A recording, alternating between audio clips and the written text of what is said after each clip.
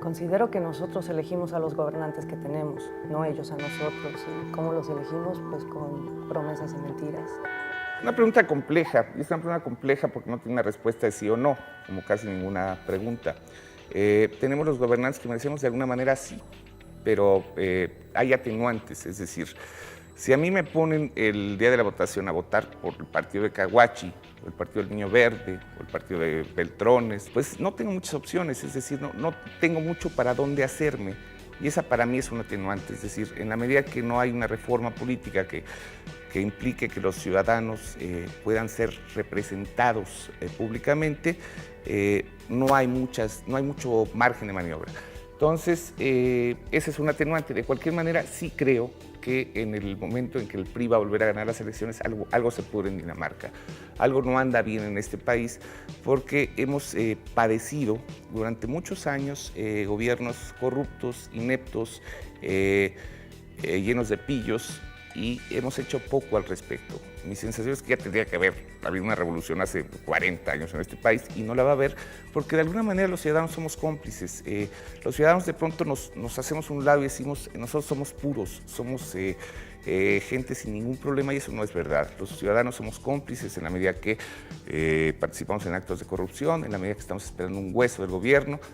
Cuando ese hueso llega nos cambia la versión. Entonces, a mí me parece que responder a la pregunta de si tenemos los gobernantes que nos merecemos, pues la respuesta es sí y no.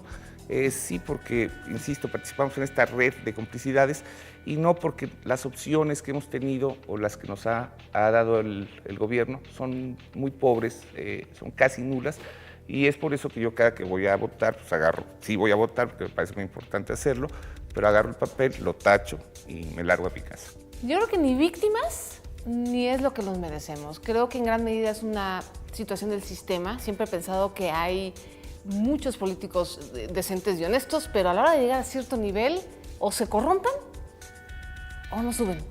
Y creo que es un asunto de un sistema. No sé cómo lo podemos arreglar, pero me rehúso a que seamos víctimas.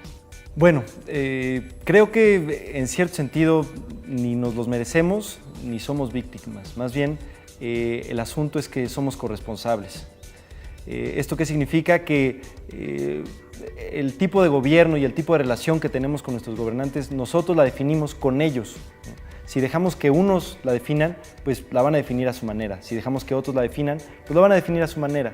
Entonces, creo que en este momento justo lo que existe es que existe un diálogo roto entre el gobierno y el pueblo, que es el fundamento de la democracia en muchos sentidos.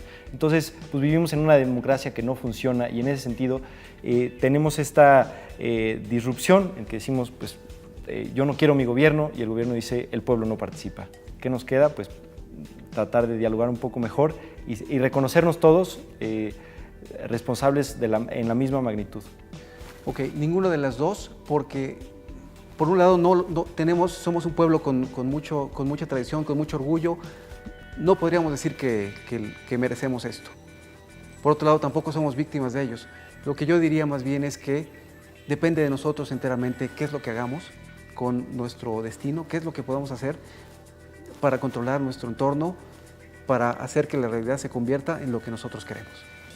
Definitivamente no creo que tengamos los gobernantes que nos merecemos, más bien somos víctimas de un sistema político que no permite mucho la participación ciudadana ni se le hace mucho caso. Figuras como el plebiscito, como el referéndum no están contempladas Están contempladas, pero son letra muerta. Así es que las cosas deberán de ir cambiando poco a poco, y tiene que empezar por nosotros mismos, tomando decisiones, participando un poco más activamente en política, pero en definitiva creo que no tenemos los gobernantes que nos merecemos, somos víctimas de ellos. Sí, el pueblo de México tiene los gobernantes que se merecen, porque no podemos solo quejarnos. Es tonto esperar que si tú le das mordida al policía, eso no determine que todo es desordenado y con tranzas. Entonces, no es solo quejarse, también es proponer. Y si no está padre que los políticos sean unos rateros o que gane el mismo partido 70 años, pues hay que proponer y hacer cosas nosotros.